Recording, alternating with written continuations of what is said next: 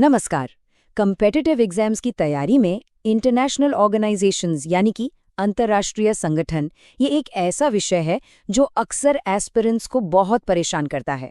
इतने सारे नाम हैं, इतने सारे सदस्य देश हैं, उनके मुख्यालय और उनके उद्देश्य, ये सब कुछ याद रखना मैं समझता हूँ एक बहुत बड़ी चुनौती बन जाता है। लेकिन आज के इस सेशन का उद्देश्य इसी चुनौती को एक अवसर में बदलना है। हम मिनमोनिक्स यानी याद रखने की जो शॉर्ट ट्रिक्स होती हैं और एक बहुत ही लॉजिकल फ्रेमवर्क का इस्तेमाल करके इस पूरे टॉपिक को मास्टर करेंगे ताकि एग्जाम में इससे जुड़ा कोई भी सवाल गलत ना हो। आज की हमारी चर्चा एक बेहद स्ट्रक्चर्ड तरीके से, एक अनुशासित तरीके से आगे बढ़ेगी। सबसे पहले हम ये समझेंगे कि इस टॉपिक को मास्टर करने में असल चुनौती क्या है, कहाँ पर एस्पिरेंट्स को सबसे ज़्यादा मुश्किल आती है। उसके बाद हम द सुपर कैटेगराइजेशन फ्रेमवर्क को जानेंगे जो इस पूरे टॉपिक की नींव है, इसका आधार है। फिर हम एक एक करके प्रमुख कैटेगरीज में जाएंगे। पहले हम इकोनॉमिक और रीजनल ग्रुप्स को समझेंगे, फिर सिक्योरिटी, रिसोर्सेज और सोशल बॉडीज को देखेंगे। इसके बाद सबसे महत्वपूर्ण हिस्सा आएगा, एग्जाम हॉल में दबाव में नॉलेज को अप्लाई कैसे करें, जिसके लिए हम गोल्डन एग्जाम एलिमिनेशन ट्रिक सीखेंगे। और अंत में हम एक क्विक रिवीजन चीट शीट के जरिए सब कुछ तेजी से दोहराएंगे ताकि ये जानकारी लॉन्ग टर्म मेमोरी में स्थापित हो जाए। तो चलिए शुरू करते हैं। देखिए, इस विषय के साथ सबसे बड़ी समस्या ये है कि ये बहुत बिखरा हुआ लगता है। G20, ASEAN, NATO, SAARC, OPEC, इतने सारे एक्रोनिम्स हैं कि एक कन्फ्यूजन का, एक भ्रम का जाल सा बन जाता है। एस्पिरेंट्स अक्सर सदस्य देशों के नाम रटने की कोशिश करते हैं और कुछ ही दिनों में सब कुछ भूल जाते हैं। असली चुनौती जानकारी की कमी नहीं है, बल्कि उस जानकारी को व्यवस्थित करने वाले एक लॉजिकल फ्रेमवर्क की कमी है। अगर इन सभी संगठनों को उनके काम के आधार पर, उनके मैंडेट के आधार पर सही श्रेणियों में बांट दिया जाए तो इन्हें समझना और याद रखना बेहद आसान हो जाता है। यही फ्रेमवर्क आज हम सीखने वाले हैं। ये स्लाइड इस पूरे प्रेजेंटेशन का सबसे महत्वपूर्ण हिस्सा है। इसे बहुत ध्यान से समझिए। ये है the final super categorization trick. ये एक मास्टर प्लान है जो हर प्रमुख अंतर्राष्ट्रीय संगठन को उसकी सही जगह पर रखता है। चलिए इसे एक एक करके समझते हैं।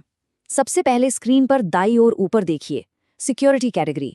इसमें वो संगठन आते हैं जिनका मुख्य काम, जिनका कोर मैंडेट सदस्य देशों की सुरक्षा सुनिश्चित करना है, जैसे SCO यानी शंघाई कोऑपरेशन ऑर्गेनाइजेशन। इनका फोकस सैन्य सहयोग और आतंकवाद निरोध जैसी गतिविधियों पर होता है। इसके ठीक नीचे है रीजनल। ये वो समूह हैं जो एक खास भौगोलिक क्षेत्र, एक स्पेसिफिक ज्योग्राफी के देशों से मिलकर बने हैं और उनका उद्देश्य आपसी सहयोग बढ़ाना है, जैसे दक्षिण एशिया के लिए सार्क और बिम्स्टेक या दक्षिण पूर्व एशिया के लिए आसियान। ये संगठन व्यापार, संस्कृति और राजनीति में आपसी तालमेल बढ़ाते हैं। फिर आता है ऑयल कैटेगरी। इसमें वो संगठन है जो तेल के उत्पादन और उसकी कीमतों को नियंत्रित करते हैं। इनका वैश्विक अर्थव्यवस्था पर सीधा प्रभाव पड़ता है। इसका सबसे बड़ा उदाहरण है ओपेक। नीचे की तरफ है टेक्निकल कैटेगरी। ये वो स्पेशलाइज्ड एजेंसीज हैं जो किसी खास तकनीकी क्षेत्र में काम करती हैं, जैसे IAEA जो परमाणु ऊर्जा की शांतिपूर्ण निगरानी करती है। इनका काम बहुत नीश और एक्सपर्ट ड्रिवन होता है। अब बाईं ओर चलते हैं। सबसे नीचे है सोशल कैटेगरी। ये संगठन वैश्विक स्तर पर सामाजिक कल्याण के लिए काम करते हैं, जैसे WHO स्वास्थ्य के लिए, यूनेस्को संस्कृति और शिक्षा के लिए और ILO मजदूरों के अधिकारों के लिए। इनका उद्देश्य मानव जीवन को बेहतर बनाना है। इसके ऊपर है न्यूट्रल कैटेगरी। इसमें वो समूह हैं जो कोल्ड वॉर के दौरान, शीत युद्ध के दौरान किसी भी सैन्य गुट का हिस्सा नहीं बनना चाहते थे। इनका सिद्धांत था गुट निरपेक्षता। इसका सबसे प्रमुख उदाहरण है नॉन अलाइंड मूवमेंट या NAM। और सबसे महत्वपूर्ण कैटेगरी है इकोनॉमिक। इसमें वो संगठन आते हैं जिनका सीधा संबंध वैश्विक अर्थव्यवस्था, व्यापार और वित्त से है, जैसे G20, BRICS, IMF, world bank और RCEP। मैं फिर दोहराता हूँ, अगर इस एक माइंड मैप को समझ लिया गया तो आधी लड़ाई जीती जा चुकी है। अब आपको पता है कि कौन सा संगठन किस उद्देश्य के लिए बना है। तो चलिए अब हम अपने फ्रेमवर्क की पहली और सबसे महत्वपूर्ण कैटेगरी में गहराई से उतरते हैं, इकोनॉमिक और रीजनल हैवीवेट्स। एग्जाम्स में ज्यादातर सवाल इन्हीं संगठनों से पूछे जाते हैं, क्योंकि वैश्विक राजनीति और शक्ति का संतुलन पैसे और क्षेत्रीय प्रभाव से ही तय होता है। हम यह समझने की कोशिश करेंगे कि ये संगठन कैसे काम करते हैं, इनके सदस्य कौन हैं और इन्हें याद रखने की ट्रिक्स क्या हैं। इस स्लाइड में हम दो सबसे बड़े इकोनॉमिक ग्रुप्स को समझेंगे। पहले दाईं ओर देखिए ब्रिक्स। इसका पूरा नाम है Brazil, Russia, India, China, south Africa. ये दुनिया की 5 बड़ी उभरती हुई अर्थव्यवस्थाओं का एक समूह है। इसका मुख्य उद्देश्य क्या है? इस तराजू की इमेज से ये समझा जा सकता है। इसका कोर गोल है वेस्टर्न डोमिनेंस, यानी पश्चिमी देशों के प्रभुत्व को बैलेंस करना और विकासशील देशों की आवाज को मजबूत करना। अब बाईं ओर G20 को देखते हैं। G20 का मतलब है ग्रुप ऑफ 20। ये दुनिया के इकोनॉमिक डिसीजन मेकर्स हैं। दुनिया की 85% ग्लोबल जीडीपी इन्हीं देशों से आती है। इसके सदस्यों को याद रखने के लिए एक बहुत ही शानदार निमोनिक है, गुरुजी सीता अब एसएससी में एफसीआई। चलिए इसे ब्रेक डाउन करते हैं। पहला हिस्सा है गुरुजी, GURUJI। जी से जर्मनी, यू से यूएसए, आर से रशिया, दूसरे यू से यूके, जे से जापान और आई से इंडिया। अगला शब्द है सीता, SITA। एस से सऊदी अरेबिया, आई से इंडोनेशिया, टी से टर्की, ए से ऑस्ट्रेलिया। फिर है अब AB, ए से अर्जेंटीना, बी से ब्राजील। इसके बाद है SSC, SSC, एस से साउथ अफ्रीका, दूसरे एस से साउथ कोरिया, सी से चाइना और अंत में FCI, FCI, एफ से फ्रांस, सी से कनाडा, आई से इटली। इसमें एक ट्रैप पॉइंट है जहां अक्सर गलती होती है। मेक्सिको भी G20 का सदस्य है और साथ ही यूरोपियन यूनियन EU भी इसका एक सदस्य है। ये ध्यान रखना बहुत महत्वपूर्ण है कि यूरोपियन यूनियन एक देश नहीं बल्कि एक संगठन है और G20 में इसकी सदस्यता इसे यूनिक बनाती है। ये पॉइंट एग्जाम में अक्सर पूछा जाता है। अब आते हैं उन दो संगठनों पर जिनमें एस्पिरेंट्स सबसे ज्यादा कंफ्यूज होते हैं, IMF और वर्ल्ड बैंक। इन्हें ब्रेटन वुड्स ट्विंस भी कहा जाता है क्योंकि इनकी स्थापना एक साथ एक ही कॉन्फ्रेंस में हुई थी, लेकिन इनका काम बिल्कुल अलग है। दाईं ओर देखिए वर्ल्ड बैंक। इसे इस तरह समझिए, द डेवलपमेंट लोन बिल्डर। इसका मुख्य काम है विकासशील देशों में लॉन्ग टर्म डेवलपमेंट प्रोजेक्ट्स के लिए लोन देना, जैसे सड़कें बनवाना, बांध बनवाना, शिक्षा और स्वास्थ्य के कार्यक्रम चलाना। ये एक तरह से देश के भविष्य का निर्माण कर रहा है। अब बाईं ओर देखिए इंटरनेशनल मॉनेटरी फंड, IMF। इसे समझिए द इमरजेंसी लोन डॉक्टर। इसका काम शॉर्ट टर्म आर्थिक संकट से निपटना है। जब किसी देश की अर्थव्यवस्था बीमार पड़ जाती है, खासकर जब उसे बैलेंस ऑफ पेमेंट्स का संकट होता है, यानी उसके पास विदेशी व्यापार के लिए विदेशी मुद्रा खत्म हो जाती है, तब IMF एक डॉक्टर की तरह आकर उसे इमरजेंसी लोन देता है ताकि अर्थव्यवस्था डूबने से बच जाए। इस अंतर को बिल्कुल साफ साफ समझ लीजिए। वर्ल्ड बैंक भविष्य बनाता है और IMF वर्तमान को बचाता है। एग्जाम में इसी फंडामेंटल डिफरेंस पर सवाल बनता है। अब हम अपने पड़ोस यानी दक्षिण एशिया की तरफ देखते हैं। यहाँ दो महत्वपूर्ण रीजनल ग्रुप्स हैं। पहले दाईं ओर देखिए बिम्स्टेक, यानी bay of Bengal initiative for multi sectoral technical and economic cooperation. इसका मेमोनिक बहुत सरल है, नो पाक नो प्रॉब्लम। इसके सदस्य हैं Bangladesh, India, Myanmar, Sri Lanka, Thailand, Nepal और भूटान। जैसा कि नाम से ही स्पष्ट है, इसका फोकस बंगाल की खाड़ी के आसपास के देशों पर है। अब बाईं ओर सार्क को समझिए, south Asian association for regional cooperation. इसका उद्देश्य था दक्षिण एशिया के देशों को एक परिवार की तरह जोड़ना।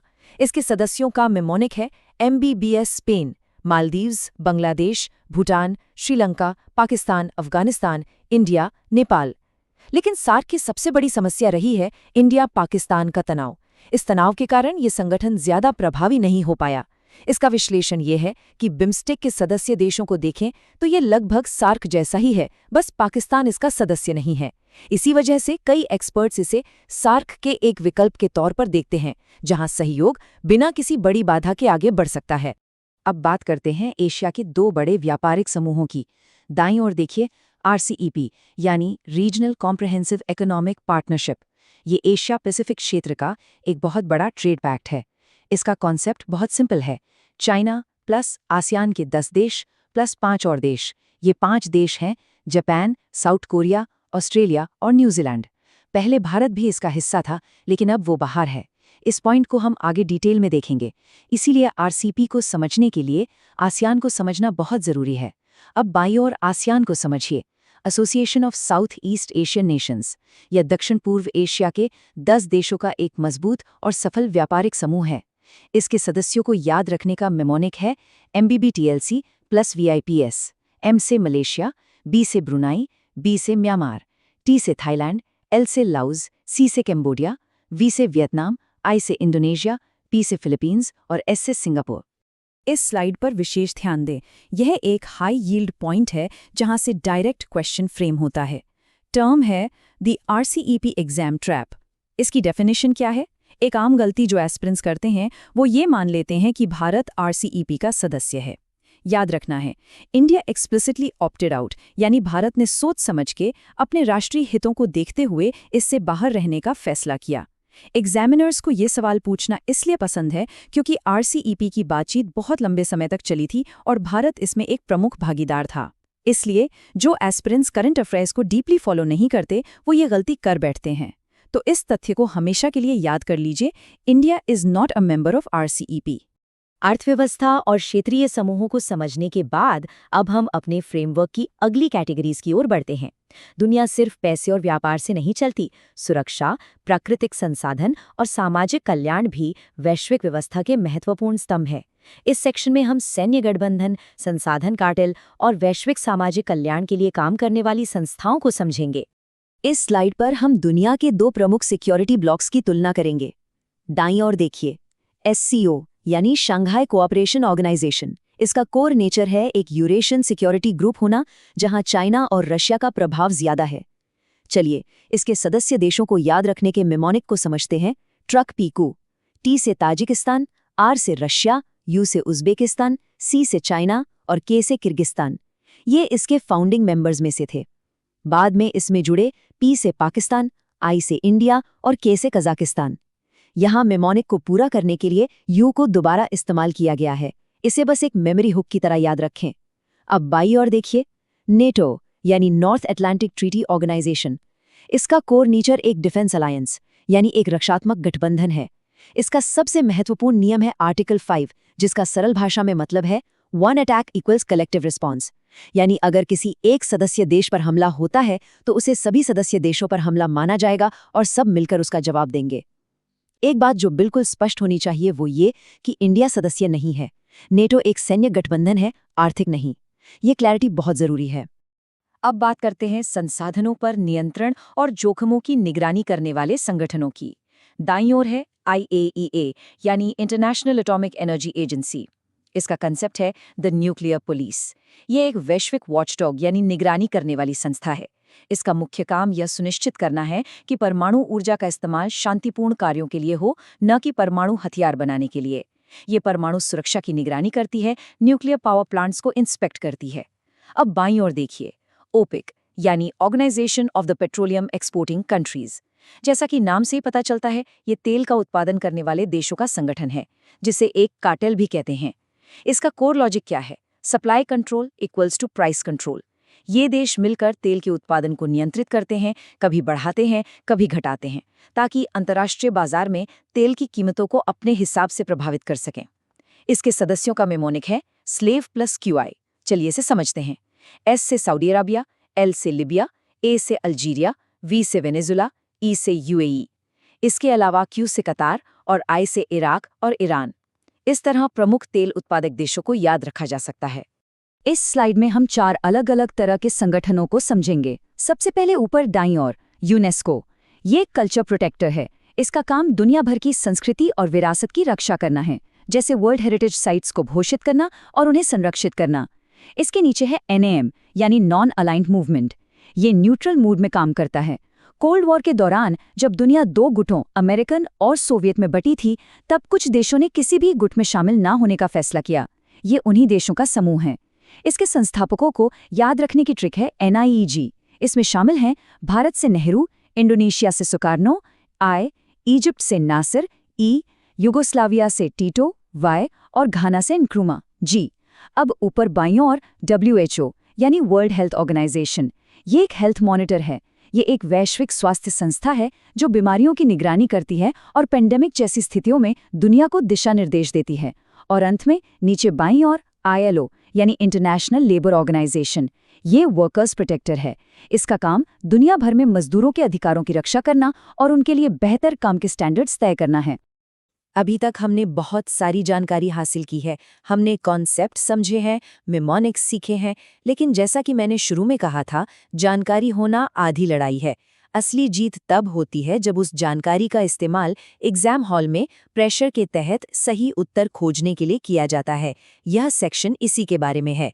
अब हम सीखेंगे कि अपने ज्ञान का उपयोग करके गलत ऑप्शंस को कैसे हटाया जाए, एलिमिनेट किया जाए और सही उत्तर तक कैसे पहुंचा जाए। इस स्लाइड पर दिए गए पॉइंट्स एमसीक्यू सॉल्व करने में बहुत मदद करेंगे। चलिए एक एक करके इन्हें देखते हैं और विश्लेषण करते हैं। पहला statement, NATO is an economic group.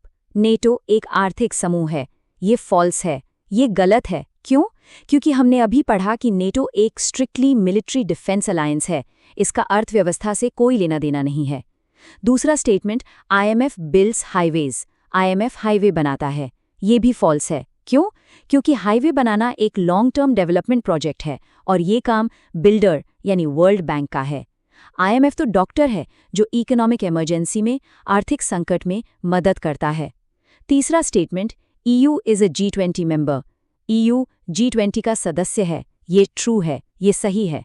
ये एक क्रूशल ट्रैप पॉइंट है जिसे हमने गुरुजी सीता निमोनिक के साथ पढ़ा था। बहुत से लोग भूल जाते हैं कि देशों के अलावा यूरोपियन यूनियन भी G20 का सदस्य है। चौथा statement, India is an RCEP member. Bharat RCEP का सदस्य है। ये भी फॉल्स है।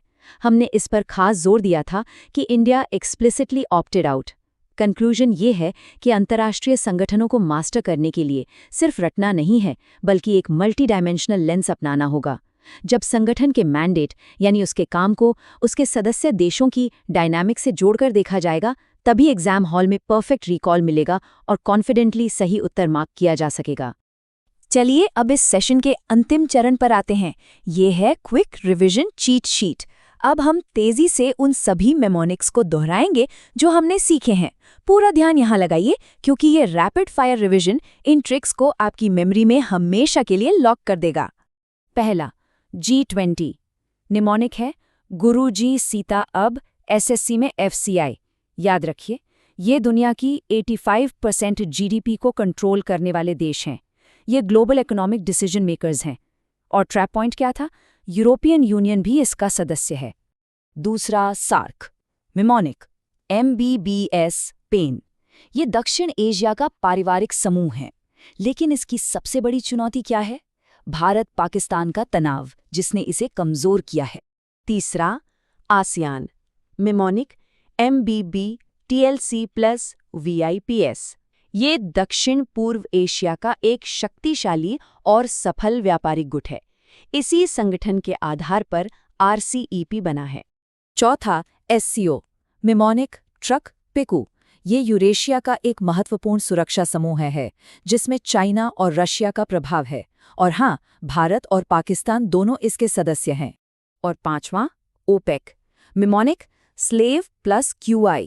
ये तेल का उत्पादन करने वाले देशों का कार्टेल है जो सप्लाई को कंट्रोल करके तेल की कीमतों को प्रभावित करता है। तो अब इस पूरी चर्चा के बाद ये सवाल विचार करने योग्य है। क्या अब आप किसी भी संगठन के मैंडेट यानी उसके उद्देश्य को उसके सदस्य देशों से बिना किसी झिझक के जोड़ सकते हैं? हमारा लक्ष्य केवल रटाना नहीं था, बल्कि एक ऐसी गहरी समझ विकसित करना था जो एग्जाम में कॉन्फिडेंस दे। इस फ्रेमवर्क के साथ अब आप इस टॉपिक को एक नए दृष्टिकोण से देख